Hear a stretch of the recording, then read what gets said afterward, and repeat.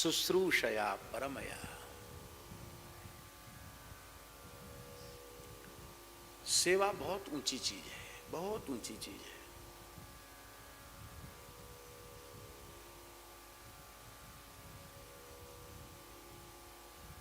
सेवा में प्रश्न चिन्ह नहीं है।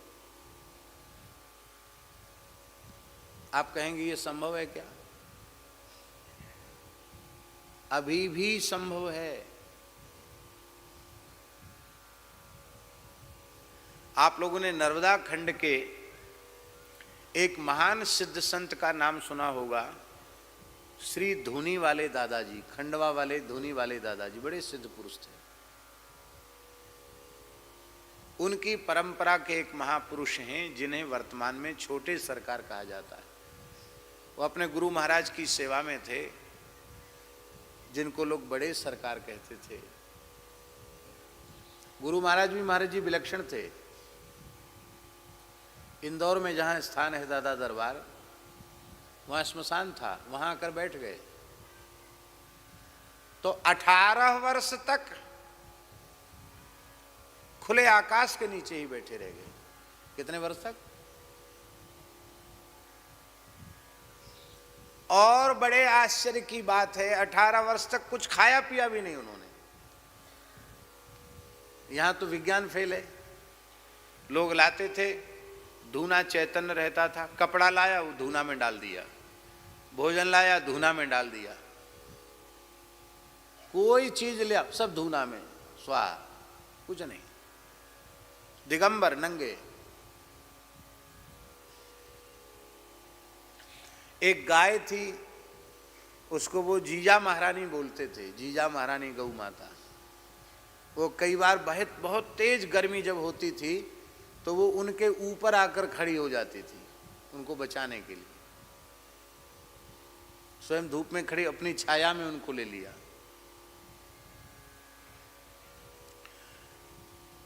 तो उस तपस्या के बाद जब वो वेश में आ गए और स्थान स्थापित हो गया, तो ये छोटे सरकार जो अभी हैं ये सेवा करते थे।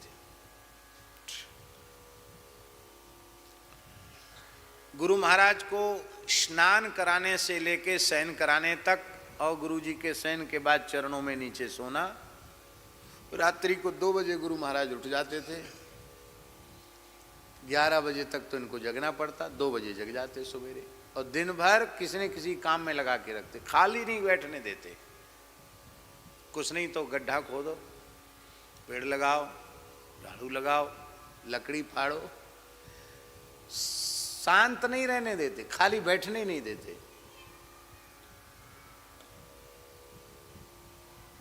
बैठ नहीं सकते गुरु जी के सामने, खड़े रहो। दिन में तो सोने का नाम नहीं, रात्रि को 11 बजे के बाद सोना और 2 बजे जग जाना। तो एक दिन ये छोटे सरकार जो हैं अभी हैं, तो एक दिन बेचारे थोड़े थके हुए थे, उनको बड़ी जोर की आलस आया कि दिन का समय था, और खड़े खड़े उन्होंने ऐसे अंगड़ाई लिया, जमाई लिया महाराज जी। तो गुरु महाराज उठे, एक थप्पड़ जमाया। इतनी जोर का थप्पड़ था गुरु महाराज का कि वो खड़े के खड़े उलट गए, नीचे गिर गए। एक बार तो माथा शून्य हो गया 1.5-2 मिनट के लिए, इतनी जोर का तमाचा था। आंखों के सामने अंधेरा छा गया। फिर उठ के खड़े हुए, मन में सोचने लगे गलती तो कुछ हुई नहीं, गुरुजी ने प्रसाद कैसे दे दिया। मन में सोचने लगे। तुरंत गुरुजी बोले, गलती करते फिर गलती स्वीकार नहीं करते। हमारी सेवा में तुम हो तो तुम्हें आलस्य कैसे आया, जम्हाई कैसे आई, निद्रा की, आलस्य की, जम्हाई की इतनी हिम्मत कैसे हो गई कि मेरे सेवक के पास वह आई। इसका मतलब है तुम्हारा ध्यान हमारी सेवा से हटकर अपने शरीर पर चला गया, और जिस सेवक का ध्यान अपने शरीर पर चला जाए वह सेवा के धर्म से च्युत हो जाता है। कहते वो थप्पड़ ऐसा पड़ा कि जब तक गुरु महाराज का देह रहा, बोले मैं बिल्कुल भी न सोऊं 24 घंटे में, तो भी मुझे गुरु जी के विद्यमान अवस्था में कभी हमको जम्हाई तक नहीं आई।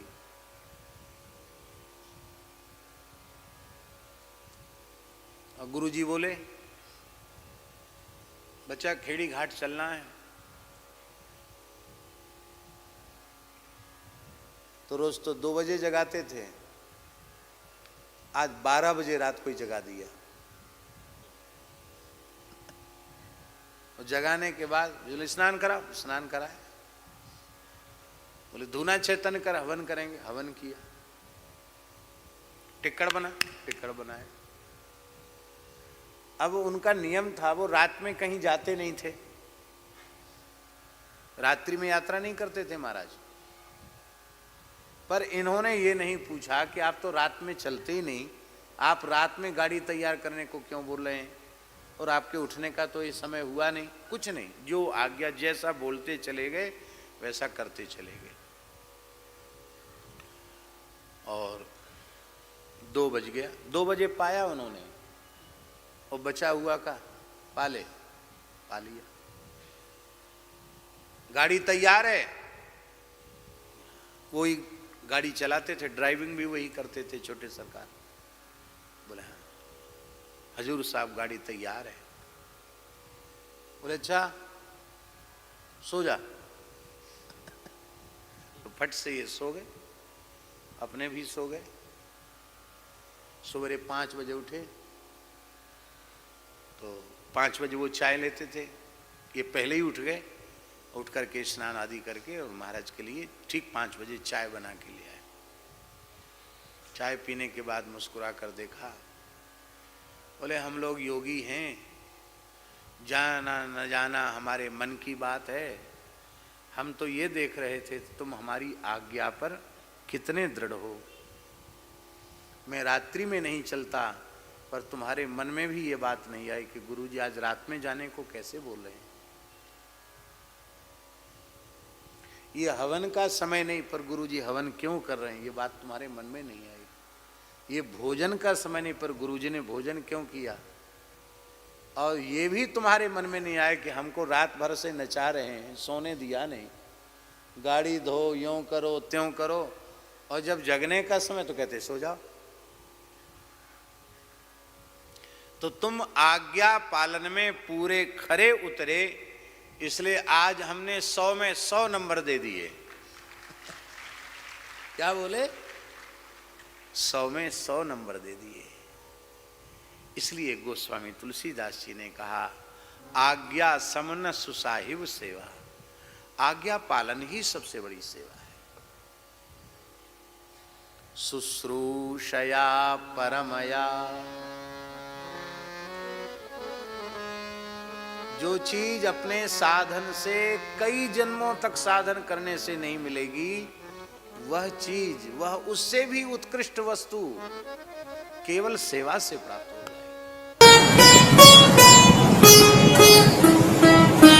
श्री सीताराम प्रतिदिन सत्संग एवं दर्शन के लिए श्री महाराज जी के ऑफिशियल चैनल को जरूर सब्सक्राइब करें।